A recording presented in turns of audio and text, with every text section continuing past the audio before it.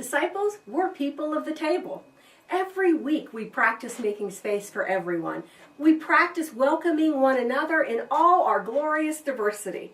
We proclaim for all the world to see that a feast is at the heart of what God dreams for the world. Oh, we're not perfect.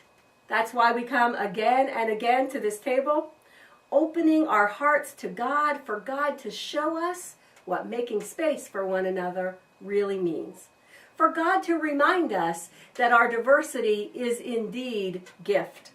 For God to shape our very lives into a feast. We come to this table praying that God will make us into the very good news for this world. Almost every church I know is experiencing some grief about the changing role of the church in the world, because for many, these changes feel like loss, and we are worried about what is lacking, and we get stuck in a sense of scarcity. That's what makes this feast we just participated in so beautiful. We worry about scarcity and what is dying, and every week, God sets a feast before us. And not just any feast, the feast of welcome that God wishes for every creature on this planet, for this whole world. At the heart of our life with one another is abundance, and a call to share that abundance with this world. Once, you were not a people. Now, you are my people.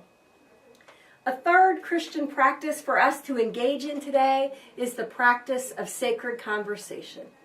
We have studied Scripture together, we have gathered at table together, and now we're going to gather in sacred conversation, listening to one another's hearts, hearing experience and insight from one another. I absolutely believe that we cannot see God's hope for the world without being in conversation across all of our diversity and all of our difference. We need each other's perspectives. Our walk and experiences in the world are different. Our gifts are unique. We are more than the sum of our parts. Margaret Wheatley said that when the way forward is hard to see, the most important thing we can do is go deeper into conversation with as diverse a set of relationships as possible and listening, and in that listening, a way forward will emerge. Sometimes we're tempted to let our diversity and difference divide us. In the sacred practice of conversation, we remember to approach one another with curiosity and with care. God gave us each other. We have something to learn from one another. Of course, we have different passions and ways of living out our commitments. That's not threat. That is gift.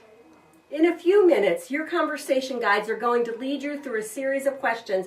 Let me encourage you to take a minute and bow to the people that you're sitting with at table. I mean it. Take a minute, look around the tables where you are gathering and bow to one another. Look each other in the eye, bow to one another, and know yourselves to be honored and respected.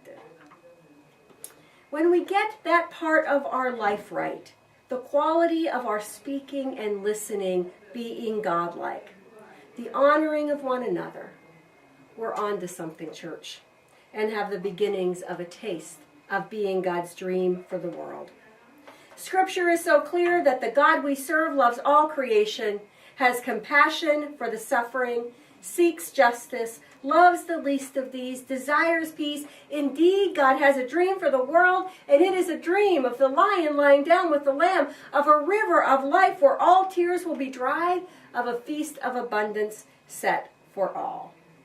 This journey, Christian Church in Indiana, is not about the survival of this region. It is important to hear this. This is not about survival or keeping something alive whose time has come and gone. This journey is about living into God's mission and being a taste of God's very good news in the world.